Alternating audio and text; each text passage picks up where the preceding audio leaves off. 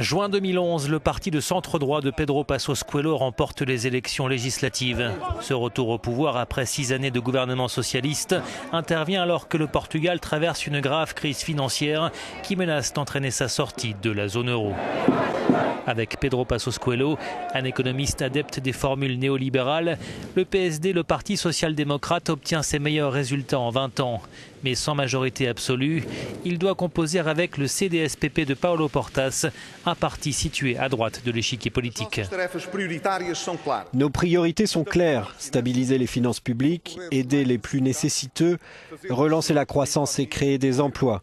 Nous allons répondre à la grave situation financière par la stabilisation financière.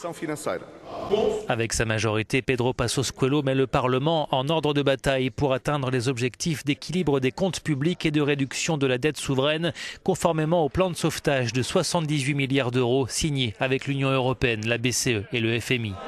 Le Premier ministre annonce alors des mesures dures et impopulaires.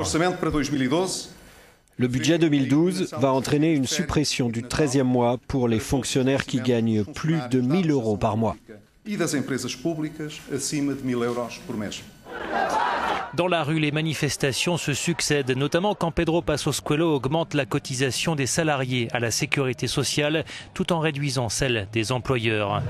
Malgré la grogne, le Premier ministre reste droit dans ses bottes. Si jamais je dois perdre une élection pour sauver le pays, comme ils disent, au diable les élections, ce qui m'importe, c'est le Portugal. Sans état d'âme, il appelle les Portugais à sortir de la zone de confort, autrement dit à explorer d'autres horizons. Une recommandation entendue par la population. En 2014, 2,3 millions de Portugais vivent à l'étranger. Aucun autre pays de l'Union européenne que le Portugal ne compte autant d'émigrés.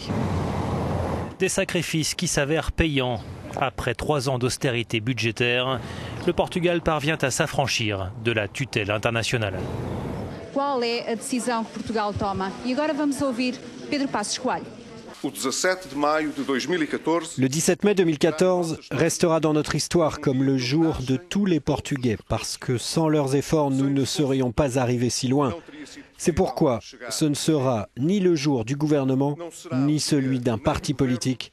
Ce sera notre jour, à tous.